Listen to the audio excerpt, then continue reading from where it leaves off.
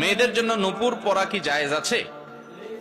মেয়েরা পায়ে নূপুর পড়তে পারে, শর্ত হলো সে নূপুরে কোনো প্রকার মিউজিক থাকতে পারবে না।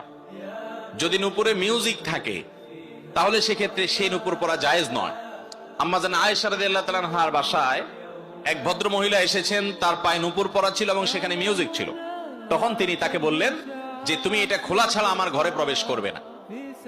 অতএব মিউজিকের যদি কোনো ব্যবহার থাকে কোনোভাবে তাহলে সেটা জায়েজ নয়। আর যদি মিউজিক না থাকে কিন্তু নূপুরের একটা আওয়াজ আছে, সে আওয়াজ এবং নূপুর পায়ে পরার পর যে পায়ের সৌন্দর্য, এটা পরপুরুষের সামনে যদি প্রকাশ না করেন কোনো মা কোনো বোন, তাহলে তার জন্য এটা জায়েজ আছে। যেমন তিনি তার বাসা বাড়িতে পরে থাকলেন, অথবা তিনি এটা পরার পর রাস্তাঘাটে এটা প্রদর্শন করে বেড়ালেন না, বরং তিনি এটা পরে তার স্বামীর সামনে তিনি গেলেন, মাহরামদের সামনে তিনি গেলেন, ঘরে বাড়িতে একান্তে তিনি পড়লেন, পরপুরুষের সামনে রাস্তাঘাটে এটা পড়ে প্রকাশ করে বেড়ালেন না। এরকম যদি হয় তাহলে সেই নূপুর পরা অবশ্যই জায়েজ আছে। মহিলা সাহাবীদের অনেকেই নূপুর পরেছেন বলে বর্ণিত আছে বিভিন্ন হাদিসে, বিধায় এটি জায়েজ আছে। আল্লাহ তাআলা কোরআনে কারীমে বলেছেন, ওয়ালা ইয়াদরিবুনা বিআরজুলিহিন্না লিয়ালামা মা ইউখফিনা মিন জিনাতিহিন্না।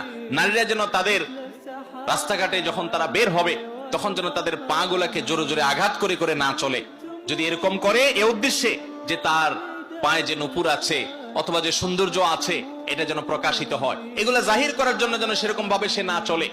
অনেক সময় দেখবেন যে হাই হিল জুতা পরে মেয়েরা চলাফেরা করে, এগুলার উদ্দেশ্য যদি থাকে যে হাই হিল জুতা পরে তার শরীরের সৌন্দর্যকে সে প্রকাশ করতে চায়, অঙ্গ প্রত্যঙ্গকে ফুটিয়ে তুলতে চায়, মানুষের দৃষ্টিকে আকৃষ্ট করতে চায়, আওয়াজ করে করে হাঁটে মানুষের দৃষ্টিকে কাড়ার জন্য, আকৃষ্ট করার জন্য, তো কোরআনে কারিমে আল্লাহ তাআলা সেটি নিষেধ করেছেন। কারণ একজন নারী, মুসলমান নারী, তার ভিতরে আত্মসম্মান থাকবে, তার ভিতরে ব্যক্তিত্ব থাকবে, তার ভিতরে এই মানসিকতা থাকবে যে আমার সৌন্দর্য নিয়ে রাস্তায় যে কোনো মানুষ মনে মনে বাজে চিন্তা করবে, আমাকে নিয়ে বাজে কল্পনা করবে, জল্পনা করবে, মনে মনে জেনা করবে, এই সুযোগ আমি দিতে পারি না।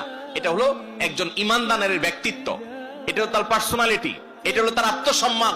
আর যার মধ্যে আত্মসম্মান নাই, সে তার রূপ তার সৌন্দর্যকে রাস্তাঘাটে বিলিয়ে বেড়াবে, ফেসবুকে বিলিয়ে বেড়াবে, ইউটিউবে বিলিয়ে বেড়াবে। এটা দেখে কত সহস্র মানুষ তাকে মনে মনে জেনা করবে, মনে মনে জল্পনা কল্পনায় তাকে খারাপ ভাবে চিন্তা করবে।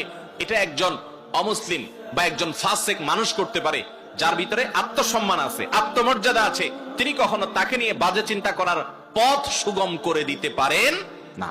এজন্য একজন নারী সবসময় তার এই সৌন্দর্যকে পরপুরুষের সামনে, রাস্তাঘাটে মানুষের সামনে প্রকাশ করে বেড়াবেন না। কারণ এগুলো প্রকাশ হলে কি হবে সেটা আমাদের সবার কাছে জানা।